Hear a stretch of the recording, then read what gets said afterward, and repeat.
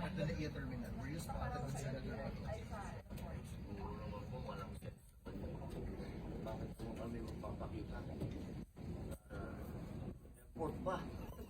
So magkasama nga po talaga kayo? Magkasama kayo, sir? Yes sir, no sir. Kailan lang po natin yung... Sir, why wait? If you are the the person who were allegedly escorted the senator. Kailan lang natin, ma'am.